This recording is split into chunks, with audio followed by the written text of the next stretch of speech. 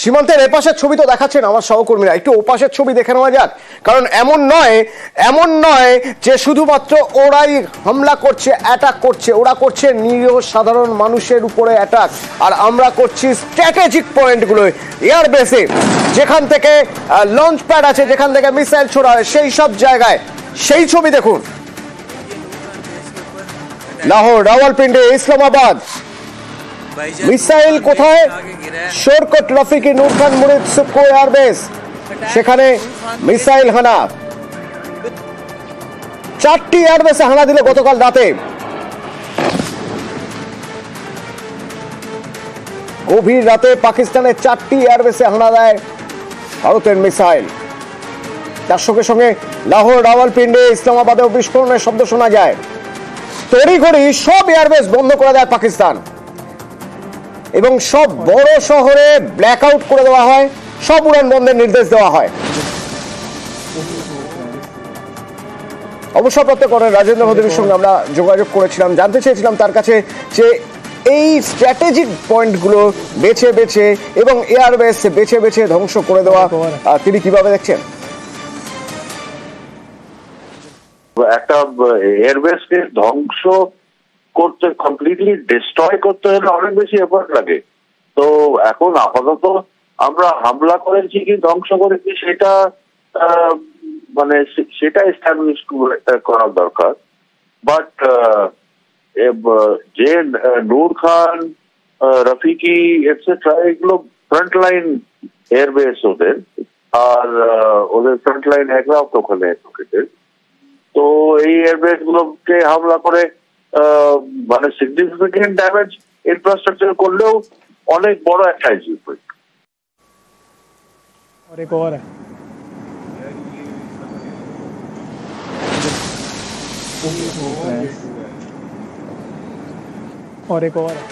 পাকিস্তান যে ফতেহ 2, এপাশে মিসাইল, যে মিসাইল এখানে তাক রাখা ছিল ছুড়েছে, এছাড়া যে যে মিসাইল, ড্রোন যেগুলো ব্যবহার করছে পাকিস্তান, কোথাকার সেগুলো? বেশিরভাগই তো হয় চীন থেকে আমদানি করা, আর তা না হলে তুরস্ক থেকে। এখানে আরো একটা বড় ফারাক ভারতের সঙ্গে। ভারত যেসব অস্ত্রে কামাল করছে, তা সে আকাশ হোক, সমর হোক, এই সব অস্ত্র ভারতের নিজের বানানো। এইসব অস্ত্র রিসার্চ করে নিজেরা বানিয়েছে, আর তাতেই কামাল।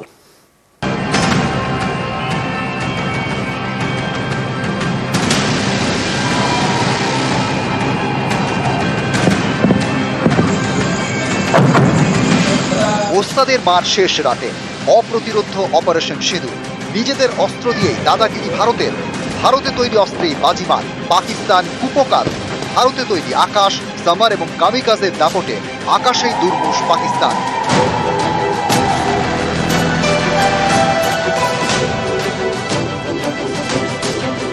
আস্তে আস্তে পাকিস্তানের গলায় নুজটা টাইট করতে শুরু করে দিয়েছি পুরোপুরিভাবে, এবং জাগলার ভেন্ট আমরা ধরে ফেলেছি, এবং সেই ধরাতে পাকিস্তান কিন্তু এখন ছটফট করছে। কিন্তু ইন্ডিয়া বলেছিল তুমি শুরু করবে, কিন্তু আমি তার শেষ করব, সেটা কিন্তু ইন্ডিয়া বলেছিল এবং সেটা অগ্রাহ্য করেছিল পাকিস্তান। এটা অগ্রাহ্য করার জন্যই কিন্তু আজকে পাকিস্তানের এই দুর্নীতি। মঙ্গলবার মাঝরাতে বেছে বেছে জঙ্গি ঘাঁটি গুড়িয়ে দিয়েছে ভারত। এতে দিশেহারা পাকিস্তান কি করবে ভেবে পাচ্ছে না। এখন তারা নিশানা করছে ভারতের সাধারণ নাগরিকদের। শ্রীনগর, জম্মু এবং পাঠানকোটের মতো এলাকায় সাধারণ নাগরিকদের লক্ষ্য করে ক্ষেপণাস্ত্র হামলার চেষ্টা করে পাকিস্তান, কিন্তু লাভ হয়নি। আকাশেই পাকিস্তানকে নাস্তানাবুদ করেছে ভারত। এই সাফল্যের পিছনে ভারতের 3 বাহুবলী অস্ত্র।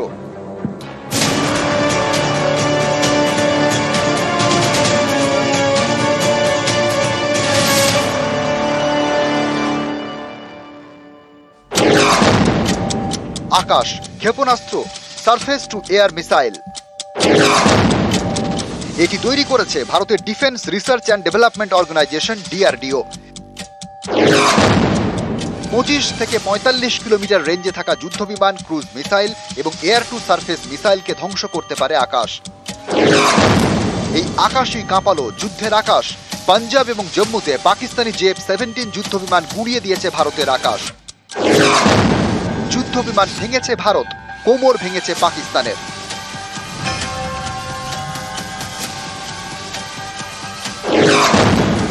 Summer missile defence system, surface two air.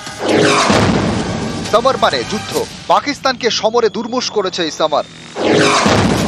12 থেকে 20 কিলোমিটার রেঞ্জে যুদ্ধ বিমান, হেলিকপ্টার ধ্বংস করে দিতে পারে সামার।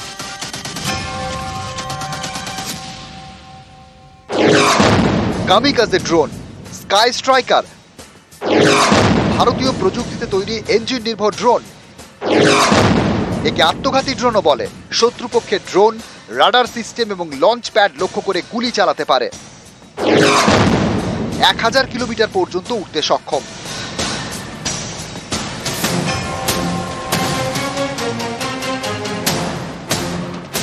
ঘরে তৈরি অস্ত্র দিয়ে আকাশেই পাকিস্তানকে দুর্মুষ করেছে ভারত। বিদেশি অস্ত্র ব্যবহার করেও বেসামাল পাকিস্তান।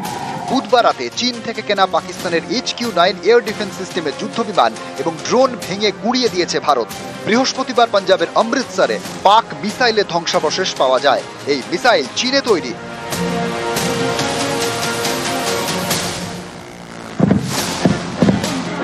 জম্মু সাতওয়ারি ও সাম্বায় আকাশেই পাক মিসাইল ধ্বংস। শুক্রবার পাঞ্জাবের হোসিয়ারপুরে চীনের থেকে কেনা পাক মিসাইল ধ্বংস করে ভারতীয় সেনা। পাঞ্জাবের ভাতিন্দা এবং জম্মুর রাজৌরিতেও পাক মিসাইলের ধ্বংসাবশেষ উদ্ধার হয়।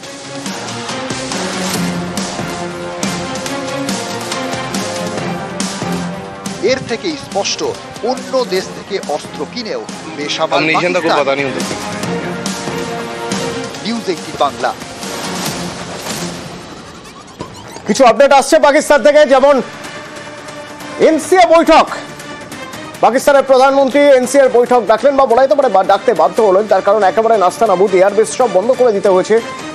চাপে পড়েই একরকম বৈঠকের সিদ্ধান্ত শাহবাজ শরীফের। ঘরে চাপ, বাইরে চাপ। এক তো ভারত একের পর এক আঘাত হানছে, ঘরে বারবার প্রশ্নের মুখে পড়তে হচ্ছে। সেনাদের মধ্যে অসন্তোষ। আর পাক আম আদমি যদি 3000 টাকার উপরে গ্যাসের সিলিন্ডার হয়, তাহলে আর কতদিন নিজেদের ক্ষোভ চেপে রাখবেন? বাংলাদেশের থেকেও অর্থনীতি আরো খারাপ অবস্থায়।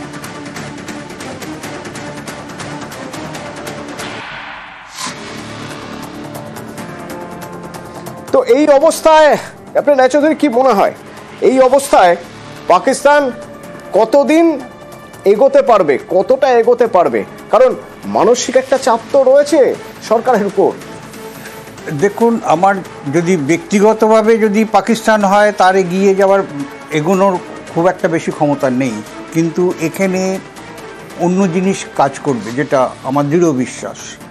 পাকিস্তানকে সামনে রেখে অন্য যারা আছে তারা কিন্তু পেছন থেকে পাকিস্তানকে সাহায্য করবে, এবং যে টোকেন একটা পেলো, ওরা অ্যামাউন্ট পেলো, সেটাতেও ওরা মেক ইউজ অফ দ্যাট করবে, একটা দিক। দ্বিতীয় দিক যেটা হচ্ছে, যে সমস্ত দেশ যেমন টার্কি অলরেডি ওর পেছনে আছে, এবং ফান্ডিংয়ের জন্যে এরা সবসময় চেষ্টা করবে করবার জন্যে। যারা অস্ত্র ব্যবসায়ী তারা চেষ্টা করবে এটাকে লিঙ্গার করুক, কারণ তাদের যাতে কিছু অস্ত্র বিক্রি হয়, কারণ অস্ত্র বিক্রি করেই তো তাদের পেট চলে। ইউক্রেনকে তো দেখলেন কতদিন চালালো। এখন আস্তে আস্তে ওই দিকটা, ওই ফ্রন্টটা যদি আস্তে আস্তে শান্তির দিকে যায়, তাহলে আরেকটা ফ্রন্ট তো খোলার দরকার আছে, নাহলে অস্ত্র বিক্রি হবে না। নাহলে অস্ত্র বিক্রি হবে না। এই জিনিসগুলো কিন্তু মাথায় রাখতে হবে। ফলে ভারতকে কিন্তু গুছিয়ে অনেক কিছু ভেবে চিনতে ভারত এগোচ্ছে। ফলে মানে এলাম মারলাম চলে এলাম এই থিওরিতে কিন্তু নয়। যার জন্য আমি প্রথমেই বললাম যে প্রথমে ওরা প্রতিবাদ করেছে, তারপরে প্রতিরোধ চলছে। এইবারে হয়তো মানে দিস ইজ হাই টাইম প্রতিশোধ নেবার। এবং তবে ক্যাপ্টেন রায়চৌধুরী, একটা বিষয়ে আমাকে ভাবাচ্ছে, যে প্রশ্নের উত্তর আমরা খোঁজার চেষ্টা করবো নিঃসন্দেহে। আন্তর্জাতিক সম্পর্ক বিশেষজ্ঞ যিনি থাকবেন আমার সঙ্গে, তার সঙ্গে আমরা যোগাযোগ করব। কারণ যতই ব্যাকআপ আসুক, হ্যাঁ, অস্ত্র ব্যবসায়ীরা তাদের প্রয়োজনে অস্ত্র বেচার তাগিদে তারা চাইবে যুদ্ধ হোক। আর যদি চীনের কথাই হয়, এই মুহূর্তে অর্থনীতিতে ভারত ঠিক যে জায়গায় দাঁড়িয়ে রয়েছে, আর আমেরিকার সঙ্গে চীনের যে অর্থনৈতিক যুদ্ধ চলছে, তাতে ভারতের বিরোধিতা করার খুব কি বেশি তাগিদ বোধ করবে চীন? কতদিন করবে? প্রশ্নটা থাকবে।